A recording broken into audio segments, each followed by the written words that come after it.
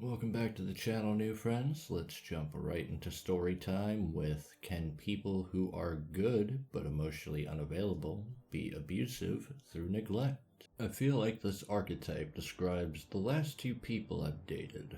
My most recent one is ending in what I consider to be a pretty brutal abandonment. We've been long distance since after the summer, and for about a month and a half we've been planning Christmas together.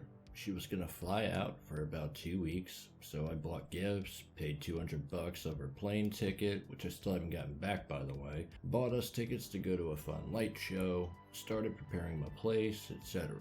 I talked about it nearly every day for weeks because of how excited I've been. About 3 days before she was supposed to fly out, she canceled on me and said she just can't be in a relationship right now. It has been beyond devastating. I've just been trying to cope with that, and it's been extremely hard. My last ex, who I had known for about 6 years and dated for about 7 months, also completely randomly dumped me, if you could even call it that. Shot me a vague text in the middle of the night during finals week, asked to talk in 2 weeks. I never heard from her again. This is someone who said she wanted to marry me and have kids with me, but it's been a year since that happened. For my most recent breakup, I don't think she's a bad person, just genuinely emotionally unavailable and unable to show up as a good partner. That's a common theme for me, finding people who I love with my whole heart who are fully unable to reciprocate. She rarely said I love you first, rarely initiated anything or any plans, never once made me climax. I always prioritized her pleasure in essentially every way. They both told me they loved me and wanted to treat me right, but never did. It became a lot of the "it's not you, it's me" type of thing. I'm just feeling lost and triggered. My reflex is to try and convince them to love me and not to leave, which I realize isn't healthy. I'm just so shocked, and everything I see reminds me of her, and every time I think about Christmas, I just cry. My last ex also ruined my birthday last year, but she was more obviously abusive. As always, it is extremely confusing, and I just want some outside perspective. Alright, I don't really have the greatest grasp on how people date these days, considering I've only had 2 girlfriends in the last couple years, but I'll give this a shot. Granted, I did get ghosted by one, and the other was trying to break up with me every 5 seconds, and she was doing some terrible stuff behind my back and not dealing with the guilt too well. Can this be considered abuse? No.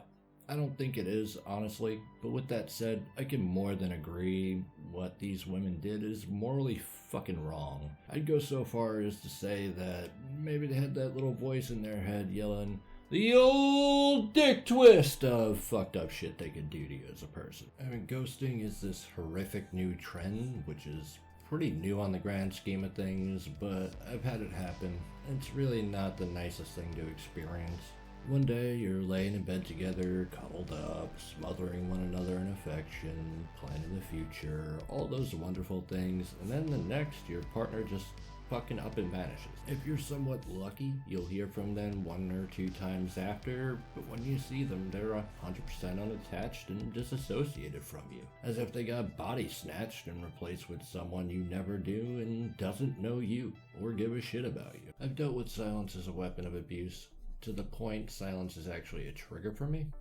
This has led to some issues in relationships after the fact. The damage we gain over time through our life experiences can be pretty easy to identify as healthy or not healthy, but that doesn't mean these are issues that can be dealt with or fixed with the same ease they were identified, if that makes sense. Something especially difficult for us male mentality types, or those who become victims of people we deeply care about exploiting us, is that exposing our weakness or weaknesses has become one of the hardest things to do, as it opens us up to attack. Letting our guard down is now a solidified character flaw, which only gets further reinforced each time people fuck us over.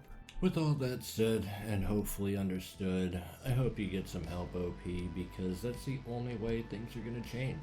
Identify your own flaws, work to fix them the best you can, and move on in life, because the past will only haunt you if you let it. I hope y'all enjoyed story time today. Hit them like and sub buttons to make this your safe place, and I'll see y'all in the next one.